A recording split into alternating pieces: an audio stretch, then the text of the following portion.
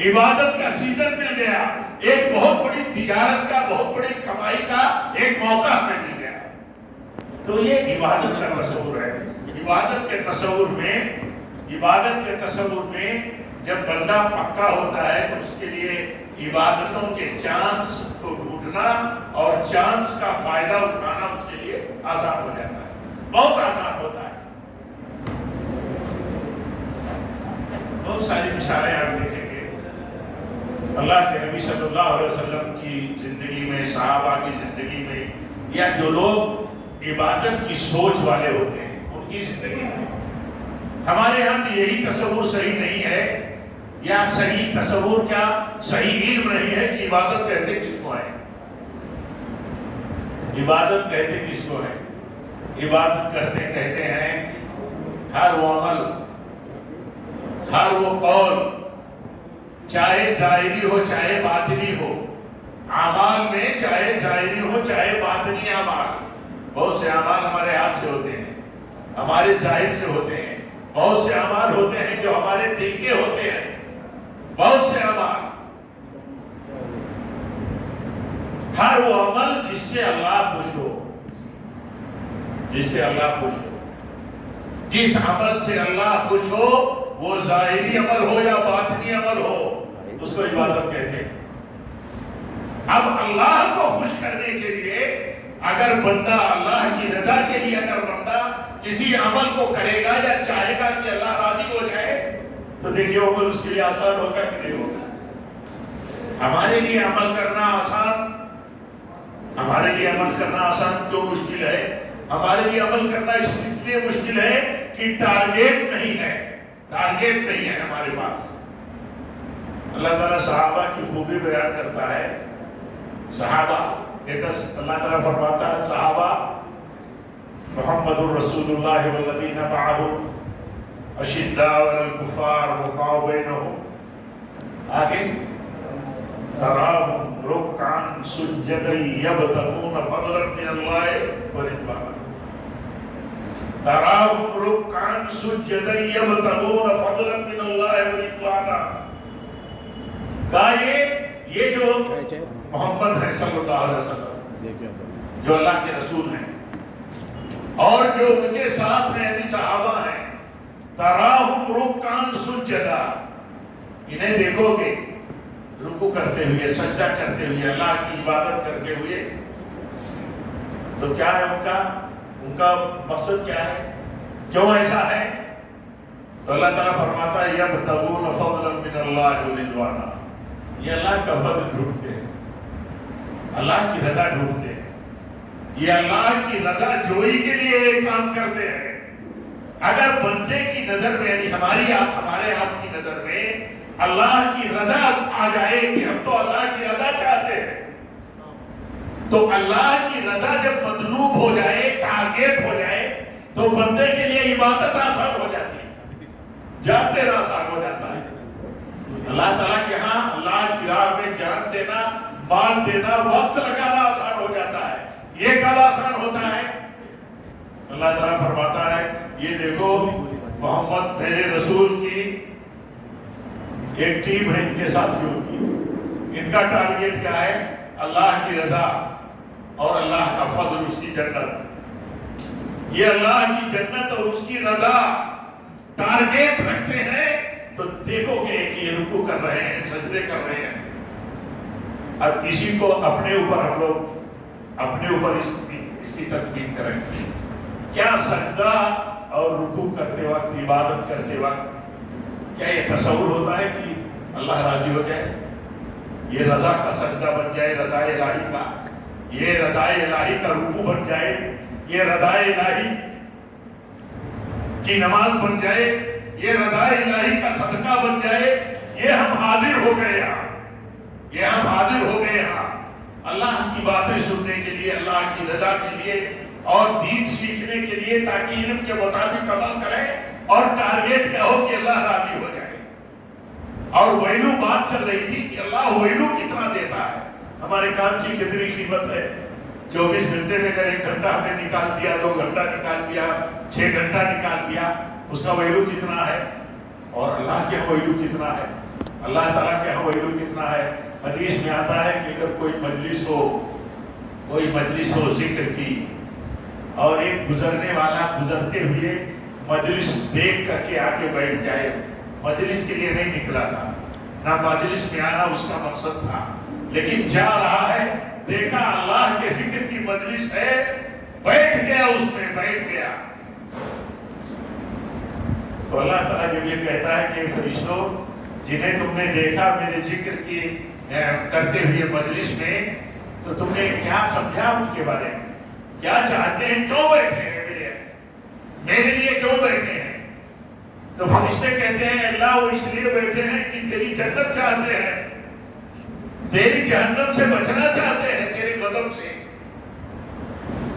تو اسی میں یہ ہوتا ہے کہ ایک آدمی جا رہا تھا, جاتے جاتے مجلس دیکھا, وہ بھی بیٹھ گیا, تو پوچھا جاتا ہے کہ اس کے لیے کیا ہے, تو بتایا جاتا ہے کہ مجلس میں آ کے بیٹھ گیا, اللہ کے یہاں کیا کمی ہے, لا عشق جلیس, جو مجلس میں آ گیا وہ محروم نہیں ہو سکتا, نہیں رہ سکتا, آ گیا نا مجلس میں. یہ اتنا ویلو دیتا ہے اللہ تعالیٰ بندے کے, ہم گناہگاروں کے, ہم کمزوروں کے عمل کو, لیکن مقصد اس کے پیچھے کیا ہو, مقصد اس کے پیچھے یہ ہو کہ اللہ راضی ہو جائے, اللہ کی رضا مقصد ہو. اسی لیے اس کا ضد ہے. اگر دکھاوا مقصد ہو گیا, دکھاوا کہ لوگ دیکھیں کہ ہم کچھ کرتے ہیں تاکہ ہمارے لیے کچھ کلمات ذکر, کلمات شہرت کہیں, ہماری تعریف کے کلمات کہیں, ہم کچھ کرتے ہیں تو لوگ ہماری تعریف کریں, ختم ہو گئی بات. بعض صحابہ نے پوچھا یا رسول اللہ صلی اللہ علیہ وسلم, ایک آدمی نیک کام کرتا ہے, وہ اللہ کی رضا بھی چاہتا ہے اور لوگوں کی خوشنودی بھی چاہتا ہے, لوگ اس کی تعریف کریں, لوگ اس کا ذکر کریں, تو اللہ کے نبی فرماتے ہیں کہ کچھ نہیں, اس کے لیے کچھ نہیں. اللہ کو یہ بات قبول نہیں ہے کہ اس کے لیے کوئی کام کیا جائے تو کسی کو ساجیدار بنا لیا جائے. عبادت بندگی اس کو کہتے ہیں. کیوں عبادت کس کو کہتے ہیں؟ عبادت کہتے ہیں جو خالص اللہ کے لیے ہو, اس میں کسی کا کوئی حصہ نہیں ہو سکتا, یعنی اللہ بھی راضی ہو جائے اور بندے بھی تعریف کریں. اللہ اپنے بندوں سے تعریف اس کی کرائے, یہ فضل ہے رب العالمین کا. لیکن نیکی کرنے والا اپنے بھائیوں سے, اپنے سماج سے, اپنی کمیونٹی اور جماعت سے تعریف چاہے, اللہ کو یہ قبول نہیں, اللہ کو یہ قبول نہیں. تو عبادت کا تصور جو ہے, عبادت کا صحیح تصور ہونا چاہیے. یہ اللہ کے نبی صلی اللہ علیہ وسلم, اللہ کے نبی صلی اللہ علیہ وسلم صحابہ کو بتاتے تھے, صحابہ کو اپنے عمل سے دکھاتے تھے کہ شعبان کا مہینہ ہے, غافل نہیں رہنا چاہیے. یہ آنے والا رمضان ہے, عبادت کر لیں گے, آنے والا رمضان تو عبادت کا مہینہ ہی ہے. اللہ کے نبی صلی اللہ علیہ وسلم کثرت کے ساتھ شعبان میں عبادت کرتے تھے. آپ فرماتے تھے رجب اور رمضان کے بیچ میں شعبان ہے, لوگ غافل نہ ہو جائیں, غافل نہیں رہنا ہے. کیوں؟ مقصد تخلیق سے بندہ غافل کیسے ہوگا؟ بات وہی پھر لوٹ کر کے آتی ہے. کوئی وقت ایسا نہیں ہوگا کہ جس پہ بندہ غافل ہو جائے. کس سے غافل ہو جائے؟ اللہ کی بندگی سے. اللہ کی بندگی سے غافل نہیں ہو سکتا ہے بندہ, جو کہ بندگی کے لیے پیدا ہی کیا گیا ہے. یہ اور بات ہے کہ رب العالمین کا خاص فضل ہوتا ہے, خاص عمل اور خاص وقت پر ہونے والے عمل کا درجہ بہت بڑھا دیتا ہے. یہ خاص بات ہوتی ہے. لیکن بندہ غافل ہو جائے, غافل نہیں ہوتا ہے. اللہ کے نبی صلی اللہ علیہ وسلم اسی لیے شعبان میں کثرت کے ساتھ روزہ رکھتے تھے. کہیں ایسا نہ ہو کہ رمضان کی تیاری میں آدمی غافل ہو جائے. غافل نہیں ہوگا بندہ. کیوں غافل نہیں ہوگا؟ وہ پیدا ہی کیا گیا ہے, اپنی اللہ نے پیدا ہی کیا ہے جب اپنی بندگی کے لیے, تو غافل کیسے ہوگا؟ غافل نہیں ہوگا. اسی لیے آپ دیکھیں گے اس آیت کے بعد, اس آیت کے تعلق سے جس میں اللہ کے نبی صلی اللہ علیہ وسلم, جس آیت کو اللہ کے نبی صلی اللہ علیہ وسلم اپنے تمام خطبوں میں پڑھتے تھے, یا ایھا الذین آمنوا اتقوا اللہ حق تقاتہ ولا تموتن الا وانتم مسلمون. اے ایمان والو، اللہ تعالیٰ فرماتا ہے ایمان والو اللہ کا تقوی اختیار کرو، اللہ کا حکم کہا مانو، بری چیزوں سے روکا ہے ان سے بچو، اطاعتوں کی فرمانبرداری کرتے رہو، اعمال طاعت کرتے رہو۔ تم پر موت نہیں آنی چاہیے، تم مرو نہ یہاں تک کہ مسلمان ہی رہو، یعنی مسلمان ہی بن کر کے مرو۔ مسلمان ہی بن کر کے کب مرے گا آدمی؟ جب ہمیشہ مسلمان رہے گا تب تو، جب ہمیشہ مسلمان رہے گا۔ اسی لیے تفسیر کرتے ہیں مفسرین، کہتے ہیں کہ ہمیشہ اطاعت کرتا رہے بندہ اور ہمیشہ فرما برداری سے بچتا رہے بندہ، یہ ہے عمل اطاعت، یہ ہے۔ اور جو اعمال اطاعت ہیں ان کے تعلق سے بندے کا تصور یہ رہے یہ تو اللہ کی رضا کے عمل ہے، یہ اللہ کی رضا مندی کے عمل ہے۔ کیسے کرے گا؟ میں عرض کرتا رہتا ہوں کہ خطبے میں بھی ذکر کیا کہ دیکھیے اللہ تعالیٰ نے اپنی عبادت کے لیے ہم میں ہر آدمی کو موقع دیا ہے، ہر آدمی۔ کوئی صاحب مال ہے ہمارے سماج میں، ہماری بستی میں، تو جسے اللہ تعالیٰ نے اپنا زیادہ فضل دے دیا، مال دے دیا، تو اس کا معاملہ تو رکھا اس کے ساتھ، یہ مال دے دیا۔ جس کو اللہ تعالیٰ نے تھوڑا مال دے دیا اس کو بھی مال خرچ کرنے کی عبادت میں ثواب حاصل کرنے کے لیے پورا کا پورا چانس دے رکھا ہے، پورا چانس۔ کوئی غریب آدمی یہ کہہ سکتا ہے کہ میرے لیے موقع نہیں ہے؟ ہمارے سماج میں، آپ کے سماج میں کوئی غریب آدمی یہ کہہ سکتا ہے کہ ہمارے پاس نیکی کمانے کا مال کے ذریعے موقع نہیں ہے؟ مجھے نہیں پتا، آپ کو بھی نہیں پتا ہوگا کہ کوئی ایسا آدمی ہوگا۔ لیکن جب آدمی کا نظریہ صحیح نہیں ہے، جب آدمی کا علم صحیح نہیں ہے، آدمی کی سوچ اور صحیح بصیرت نہیں ہے، تو کچھ بھی کہتا ہے، کچھ بھی کہتا ہے، سمجھتا ہے مالداروں کا کام ہے مال خرچ کرنا، ہم تو غریب ہیں۔ اللہ کے نبی صلی اللہ علیہ وسلم فرماتے ہیں 1 درہم خرچ کر کے ایک شخص 1 لاکھ درہم خرچ کرنے والے سے بڑا درجہ حاصل کر لیتا ہے۔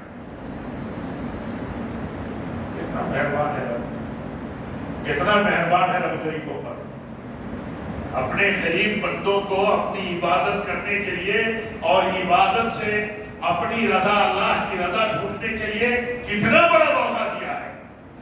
اللہ کے نبی فرماتے ہیں 1 درہم خرچ کر کے ایک بندہ 1 لاکھ درہم خرچ کرنے والے سے بڑا درجہ حاصل کر لیتا ہے، ایسے حاصل کر لیتا ہے۔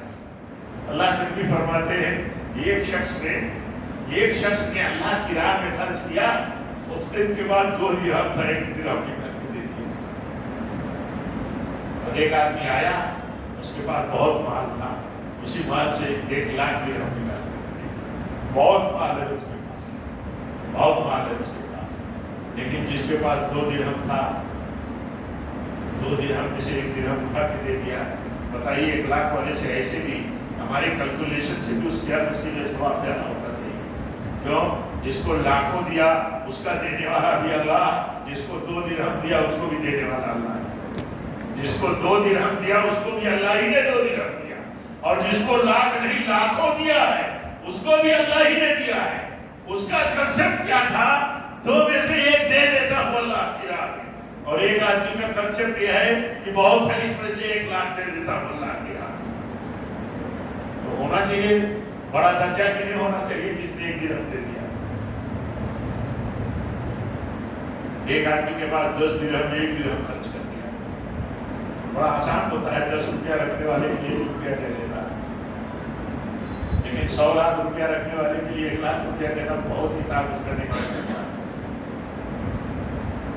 لیکن جن کے لیے اللہ آسان کر دیتا ہے ان کے لیے کچھ نہیں، خرچ کرتے رہتے ہیں۔ اللہ کے نبی فرماتے ہیں مال ملنے کے بعد خرچ کرنا، دائنے سے خرچ کیا، بائیں سے خرچ کیا، سامنے خرچ کیا، جو ضرورت آئی وہاں خرچ کیا۔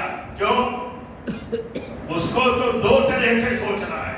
ایک تو یہ کہ مال دے دیا اللہ نے، اپنے غریب بندوں کے بیچ میں مجھے مالدار بنا دیا، معلوم نہیں کتنی عزت اللہ نے بخش دی۔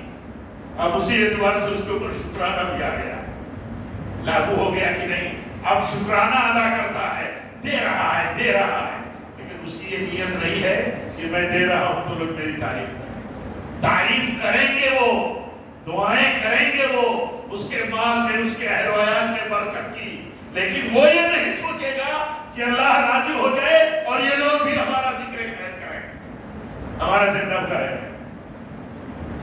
اللہ کو یہ چیز قبول نہیں ہے۔ اللہ کے نبی نے ایک بار نہیں بار بار کہا اس کے عمل کا ادنا درجہ بھی ثواب نہیں ہے جس نے اللہ کو راضی کرنے کے لیے مال خرچ کر دیا یا نیکی کر لی اور اس کے پیچھے اس کا مقصد یہ تھا کہ لوگ اس کا ذکر کریں، لوگ اس کے تعلق سے بات کریں۔ اللہ کو یہ قبول نہیں ہے۔ اسی لیے دیکھیں گے کہ آپ کی شریعت میں، ہمارے دین میں اس عمل کی بہت قیمت ہے جس عمل کو کیا جائے اور لوگ دیکھیں نا، دکھا کے کرنا بے قیمت نہیں ہے، دکھا کے کرنا بے ویلو نہیں ہے۔ کبھی کبھی ایسا ہوتا ہے کہ دکھا کے کوئی کام کرنا اب اس کا درجہ بڑا ہوتا ہے، لیکن یہ کبھی کبھی ہوتا ہے، یہ کبھی کبھی ہوتا ہے۔ اکثر جو ہے عمل کی قیمت سب سے زیادہ کون سی ہے؟ اس عمل کی ہے جس کو خفیہ کیا جائے، چپکے سے کیا جائے، لوگ جان نہ پائے۔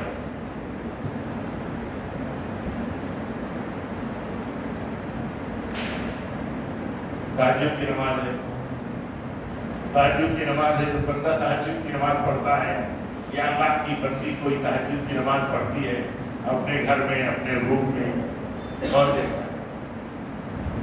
کون دیکھتا ہے؟ تہجد کی نماز فرض نماز کے بعد سب سے افضل نماز ہے، اور وہ اس لیے ہے کہ کوئی نہیں دیکھتا۔ وہ صدقہ سب سے افضل ہے جو چپکے سے دے دیا جائے، دائیں ہاتھ سے دے دیا جائے، بائیں ہاتھ کو پتہ نہ چلے، مطلب یہ کہ بالکل خاموشی سے دے دیا جائے۔ کیوں؟ اللہ ہی دیکھتا ہے اور اللہ ہی کو راضی کرنا مقصد، اور کچھ نہیں۔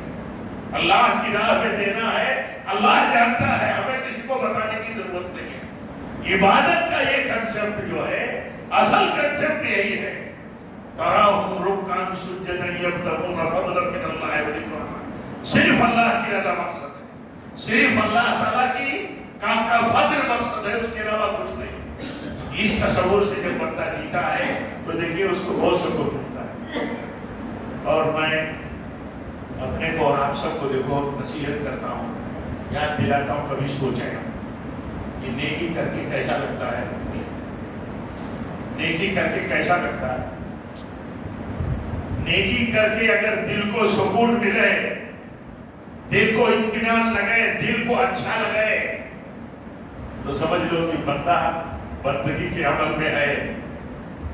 نیکی کر کے اگر مشقت اٹھاتا ہے نیکی کرنے میں، نیکی ایک جھوٹ کا عمل ہے، جدوجہد کا عمل ہے، چھوٹے سے بڑا عمل، جتنا بڑا عمل ہے اتنا جدوجہد، اتنی قربانی سوچ کی، عمل کی لگتی ہے۔ لیکن عمل کرنے کے بعد اس کو لگتا کیسا ہے؟ اس کو لگتا ہے کہ مطلب مجھے بڑا سکون لگا۔ اس کو ایسے سمجھیے، کس بیک گراؤنڈ میں سمجھیے۔ اللہ کے نبی صلی اللہ علیہ وسلم فرماتے ہیں، قرۃ عینی فی الصلاۃ، کیا فرماتے ہیں آپ فرماتے ہیں میری آنکھوں کو ٹھنڈک جو ہے وہ نماز میں ملتی ہے، میری آنکھوں کو ٹھنڈک پہنچتی ہے نماز سے۔ یہ محاورہ ہے، آنکھوں کو ٹھنڈک پہنچنے کا مطلب یہ کہ سکون قلب حاصل ہوتا ہے، دل کو سکون ملتا ہے۔ جب کوئی مشکل پڑتی ہے تو ہمارے حالات کیا ہیں؟ نماز ایک نمبر پر جاتی ہے، یہ مشکل، یہ مشغولیت، دو مسائل، یہ ملنا، وہ جلنا، یہ بھیڑ بھاڑ، یہ ہماری شادی بیاہ، یہ ہمارے یہاں آنے جانے کے مسائل، یہ موسم کا دباؤ، سیزن کی مشکلات۔ اور وہاں کیا ہے تصور؟ وہاں جب مشکل کھڑی ہوتی ہے تو کہتے ہیں بلال لاؤ نماز پڑھیں گے، لاؤ نماز، مشکل میں پڑھے ہیں، لاؤ نماز پڑھے تاکہ سکون حاصل ہو۔ تو آپ فرماتے ہیں مجھے نماز میں آنکھوں کی ٹھنڈک ملتی ہے۔ معلوم یہ ہوا کہ عبادت میں نماز سب سے بڑی عبادت ہے۔ ظاہری عبادتوں میں نماز سب سے بڑی عبادت ہے، سب سے بڑا عبادت کا مظہر ہے۔ اور اس میں اللہ کے نبی صلی اللہ علیہ وسلم اس کے بارے میں کیا کہتے ہیں؟ فرماتے ہیں صلی اللہ علیہ وسلم کہتے ہیں مجھے جب نماز پڑھتا ہوں تو راحت ملتی ہے، میری آنکھوں کی ٹھنڈک ہے نماز، میری آنکھوں کو ٹھنڈک پہنچتی ہے نماز سے، یعنی سکون ملتا ہے۔ اب آج بھی دیکھیں سکون ملتا ہے کہ نہیں ملتا ہے؟ اللہ کا حکم ہے، اللہ کے دین کا حکم ہے، اللہ کا حکم مانو، بڑوں کا اپنے یا ایھا الذین آمنوا اطیعوا اللہ واطیعوا الرسول واولی الامر منکم، اللہ کا کہا مانو، رسول کا کہا مانو، تمہارے جو اولو الامر ہیں ان کا کہا مانو۔ یہ اولو الامر کون ہے؟ یہ اولو الامر کون ہے؟ اولو الامر سے مراد حاکم لوگ ہیں، اور اولو الامر سے مراد علماء ہیں، بڑے ہمارے ہیں۔ حاکم جو ہیں کبھی کبھی وہ اصل حکمرانی ہوتی ہے، کبھی کبھی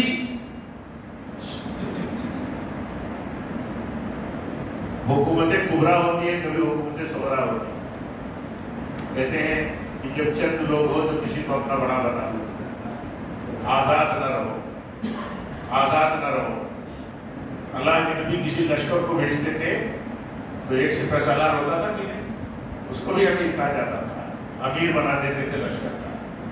وہ لشکر جب تک سفر میں ہے جہاد کے، تب تک اس لشکر کے امیر کی اس لشکر کے اوپر اطاعت واجب ہوتی ہے۔ بتاؤ کتنا کٹھن ہے، اپنے بڑے کی بات ماننا کتنا کٹھن ہے، بہت کٹھن ہے، بہت کٹھن ہے، لیکن بدلہ کتنا بڑا ہے۔ اللہ تعالیٰ فرماتا ہے کہ اگر تم اجتماعیت کھو دو گے تو تم عذاب میں مبتلا ہو جاؤ گے، اختلاف عذاب ہے، اور تمہارا ایک رہنا، اجتماعیت کی رسی کو مضبوط کیے رہنا، یہ کیا ہے؟ یہ تمہارے لیے رحمت ہے۔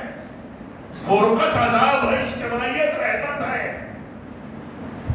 جس بندے کو یہ سمجھ میں آ جائے گا کہ اجتماعی زندگی کے آداب کو، اصولوں کو برتنا یہ عبادت ہے، اسے اپنے بڑے کو بڑا مان کر کے سکون ملے گا، اپنے چھوٹے پر شفقت کر کے، اس کے ساتھ اچھا برتاؤ کر کے، نرمی کر کے، اس کی بنیادی ضرورتوں کو کمزور ہے تو دیکھ کر کے اس کو سکون ملے گا۔ کیوں سکون ملے گا؟ بڑا ہے تو اس کی بڑائی ماننا دین ہے، چھوٹا ہے تو اس کے ساتھ شفقت کرنا دین ہے، عالم ہے تو اس کا حق پہچاننا دین ہے۔ کتنا مذاق اڑاتے ہیں لوگ، بالخصوص نیا طبقہ، بالخصوص نئی جنریشن، بالخصوص کالجوں اور یونیورسٹیوں کا پروڈکٹ سمجھتا ہی نہیں، دین کا کنسپٹ سمجھتا ہی نہیں ہے، عبادت کا کنسپٹ سمجھتا ہی نہیں ہے۔ اس نے جیسے سننے کے سوا سمجھا ہی نہیں کہ ہمارے اور اس کے رسول نے ایک بات کہی ہے۔ وہ بات کیا ہے؟ جس نے اپنے بڑے کی تعظیم نہیں کی، جس نے اپنے چھوٹے پر شفقت نہیں کی، جس نے اپنے بیچ کے علماء کا حق اور مقام نہیں جانا، وہ ہم میں سے نہیں۔ بات کہی ہے کہ نہیں کہی اللہ کے نبی صلی اللہ علیہ وسلم؟ لیس منا من لم یوقر کبیرنا ولم یرحم صغیرنا، کہی ہے کہ نہیں کی بات اللہ کے نبی صلی اللہ علیہ وسلم؟ او کما قال، نبی صلی اللہ علیہ وسلم نے بات کہی ہے۔ کتنے دل ہمارے ہیں، ہم نے ہر آدمی دیکھا ہے کہ کیا اپنے سے بڑے کو دیکھ کر کے یہ سوچنا کہ ہم میں بڑا ہے، اس کا احترام اور تعظیم اسلام کے حدود اور دائرے میں آداب بڑھتے ہوئے ملحوظ رکھنا ہم پر واجب ہے۔ کس نے کتنے بڑے ہیں جو یہ سمجھتے ہیں کہ یہ چھوٹا ہے، ہمارا عزیز ہے، ہمارے سماج میں چھوٹا ہے، مال میں چھوٹا ہے، مسائل میں چھوٹا ہے، اس کی مشکلات ہیں، اس کی مشکلات میں ہمیں اس کی سرپرستی کرنا، اس کے سر پر ہاتھ رکھنا، اس کے مشکل میں کام آنا، یہ ہمارے لیے دین ہے۔ ایسے نہیں ہے. یوں شہادت گئے الفت میں قدم رکھنا ہے. لوگ آسان سمجھتے ہیں مسلمانوں. بہت آسان بات نہیں ہے. یہ اللہ تعالیٰ کی قدر ہے کہ اس نے بہت قیمت لگا دی ہے ہمارے عملوں کی. لیکن یہ کہ ان عملوں کی ہمارے نزدیک حیثیت کیا ہے, کیا سماجی ہے, کیا رواجی ہے, کیا دیکھا دیکھی ہے, کس کنسپٹ سے ہم وہ عمل کرتے ہیں, یہ اصل تصور ہمارا رہنا چاہیے. باتیں بہت میں کر نہیں سکتا, لیکن اتنی بات تو جو میں کوشش کرتا ہوں سمجھنے کی, اپنے دل کو اور آپ کو سمجھانے کی, وہ یہ کہ دیکھیے نیکی کے کام کے پیچھے ایک جذبہ ہو اور ایک حوصلہ ہو. وہ حوصلہ اور جذبہ کیا ہو, اللہ نے موقع دیا ہے اور اللہ تعالیٰ نے اس کو اپنی رضا کا ذریعہ بتایا ہے. کہا میں راضی ہوں گا اس سے, میں راضی ہوں گا اس سے. ایک آدمی خرچ کرتا ہے, آپ سوچئے ایک آدمی خرچ کرتا ہے تو ہم لوگ تو اپنے سماج میں سمجھتے ہیں کہ فلانے ہیں, روہا میں ہے, مان گاؤں میں ہے, فلاں جگہ ہے, پہاڑ میں ہے, فلاں لوگ ہیں, مال والے ہیں. ہمارے بڑے بھائی ہیں یہاں, کوئی ہمارے اور بزرگ ہیں. میں کہتا ہوں کنسپٹ اس نقطۂ نظر سے رہنا نہیں چاہیے ہمارے بیچ میں. جو بڑے انہیں اللہ نے بڑا بنایا ان پر بڑا شکرانہ لگایا ہے. ہمیں چھوٹا بنایا ہے تو اللہ نے ہمیں کہاں محروم رکھا ہے, ہمیں کہاں محروم رکھا ہے. اگر ہم ایک درہم 1 روپیہ نہیں دے سکتے, ایک کھجور کے بارے میں کہا کہ کھجور نہیں, کہاں مال خرچ کرو جنت ہے, کہاں مال خرچ کرو جنت ہے. یہودیوں کے پاس ایک کنواں تھا. ہجرت کر کے مدینہ جب مسلمان آئے, صحابہ آئے, تو ان کے لیے بہت بڑا مسئلہ درپیش تھا کہ وہ یہودی پانی بڑا گرام قیمت میں بیچتا تھا پانی. تو اللہ کے نبی نے کہا کون ہے جو اسے خریدے اور سب کے لیے وقف کر دے. تو حضرت عثمان کھڑے ہوئے اور خریدا اور وقف کر دیا, جو قیمت مانگا دے دیا. آپ نے فرمایا اس کے لیے جنت ہے. تو ایسے بندوں کی نہیں ضرورت ہے جتنے بڑے بڑے محاذ کو سر کر دے, لیکن جو یہ محاذ نہیں سر کر سکتے ان کے لیے جنت. تو کہا جس نے کھجور توڑ کر کے اللہ کی راہ میں خرچہ کر دیا اس کے لیے بھی جنت ہے, اسے بھی اللہ جہنم کی آگ سے بچا لے. اسی لیے اللہ کے نبی نے فرمایا کہ سماج کی میری امت کے غریب لوگ کہیں بھی اپنے آپ کو چھوٹی حیثیت میں ناشکری کی راہ پہ نہ ڈال دیں. یہ ناشکری کی راہ ہے کہ ایک آدمی 1 لاکھ خرچ کرتا ہے تو بندہ 1 روپیہ بھی خرچ کرنے کے لیے اپنا دل نہ کھلا رکھتا ہے. یہ ناشکری کی راہ ہے.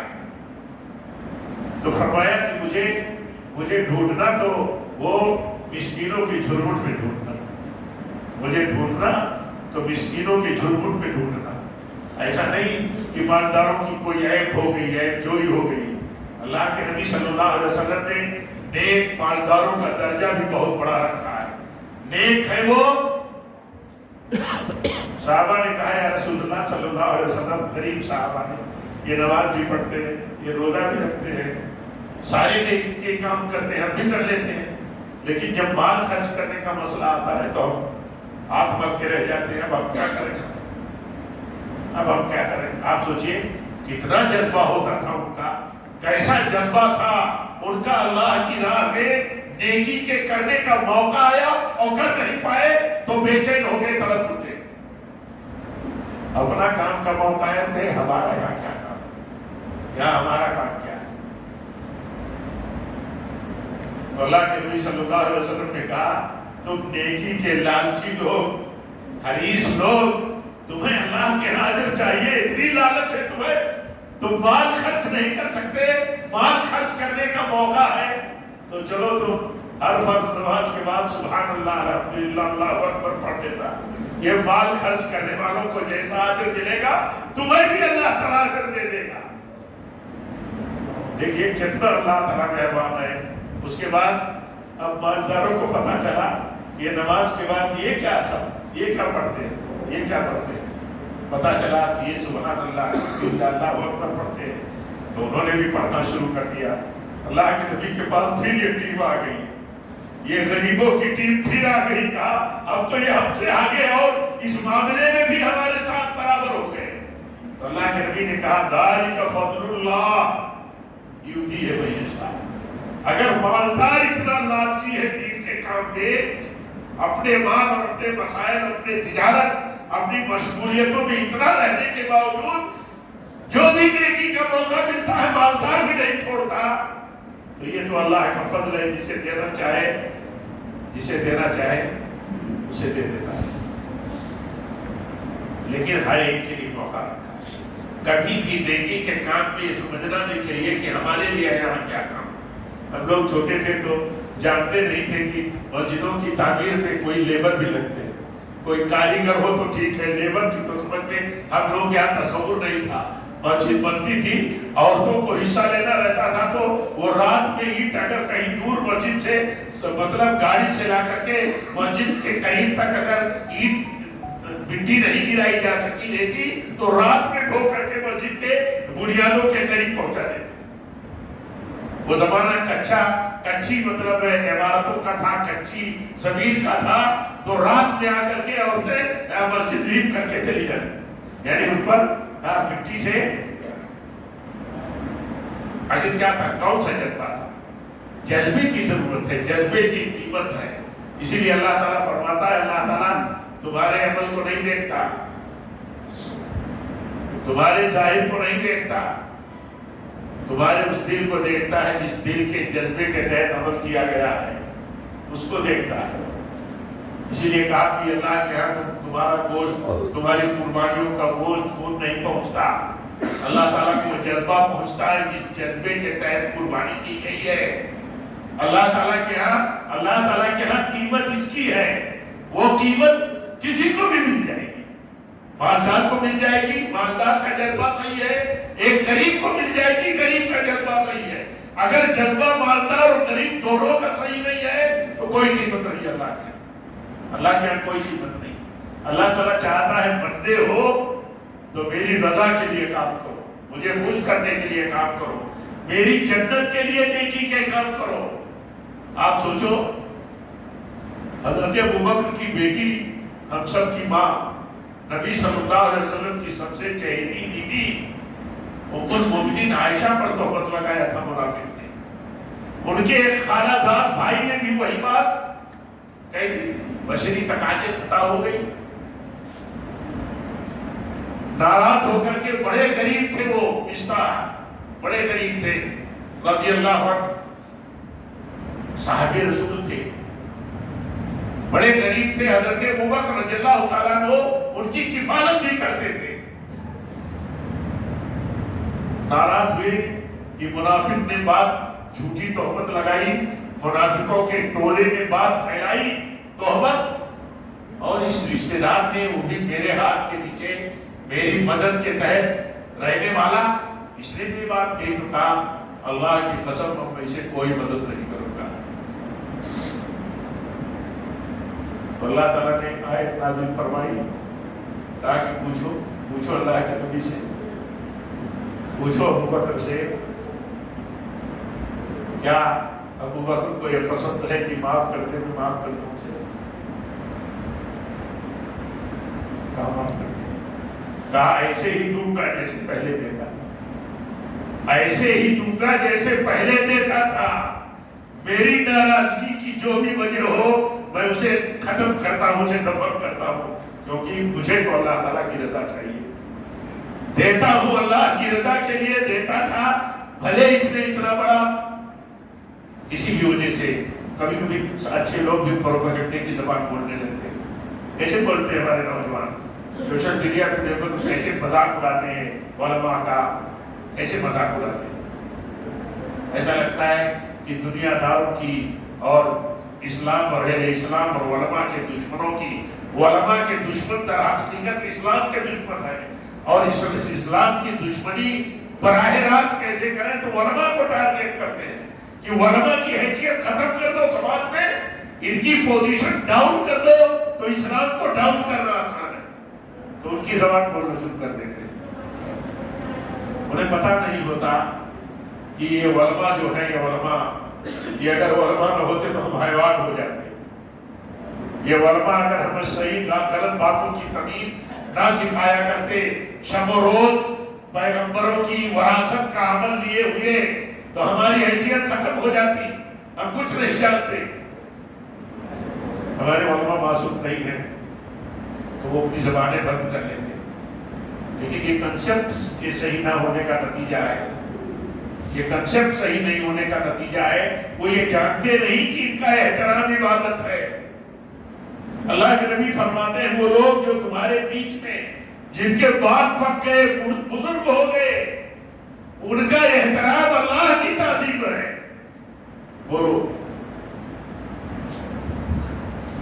میں اپنے نوجوانوں سے پوچھتا ہوں کہ ذرا بتاؤ کہ تمہارے بزرگ لوگ تمہاری بستی کے، تمہارے سماج کے، تمہارے اپنی کمیونٹی کے، اپنے نیٹ ورک کے، تمہارے دل میں کیا ان کا احترام اور اجلال اور تعظیم اس ناطے ہے کہ ہم نے بڑے ہیں، انہوں نے پوری عمر لگا دی اللہ کی بندگی یا اللہ کی عبادت میں، جیسی بھی ان کی صلاحیت تھی، آج اس مرحلے میں پہنچے ہیں کہ ان کا احترام کرنا ضروری ہے اور ان کا احترام اللہ کی تعظیم ہے.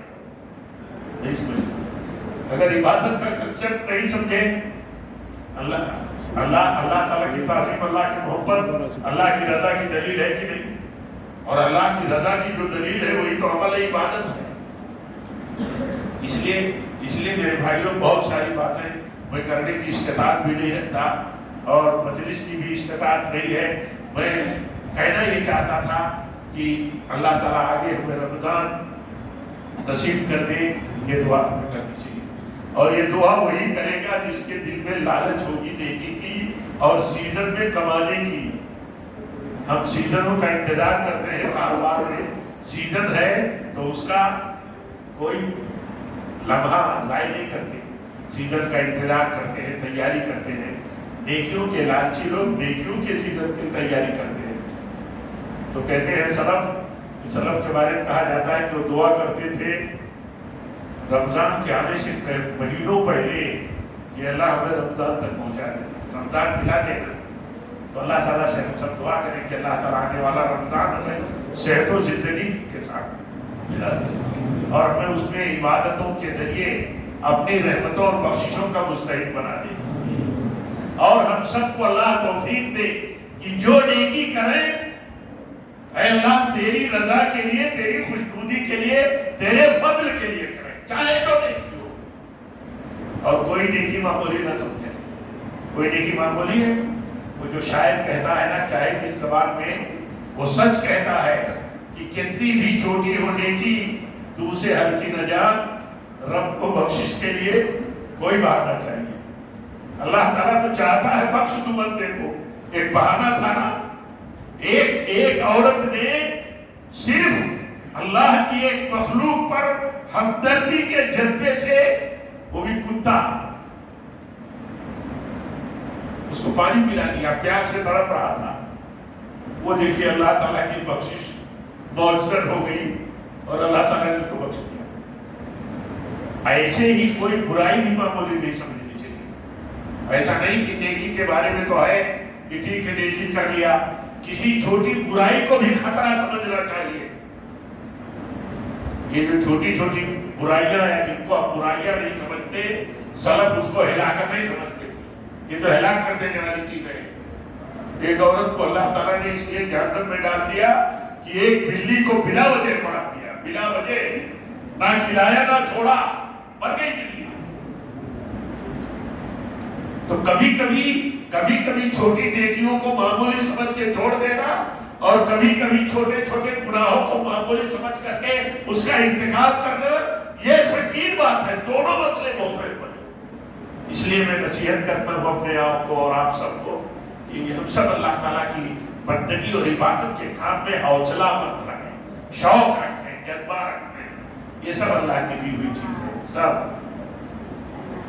یہ سب اللہ کی نعمت ہے. زندگی اللہ کی نعمت ہے، صحت اللہ کی نعمت ہے، مال اللہ کی نعمت ہے، اولاد اللہ کی نعمت ہے. جتنا امن و امان اپنے ملک میں ہے یہ سب اللہ کی نعمت ہے.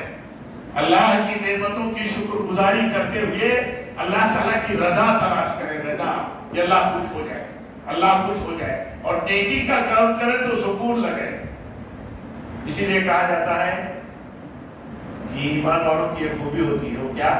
اور اللہ کے نبی بیعت لیتے تھے، بیعت کہتے تھے اللہ کی راہ میں خرچ کرو گے، جب جب تقاضا آئے گا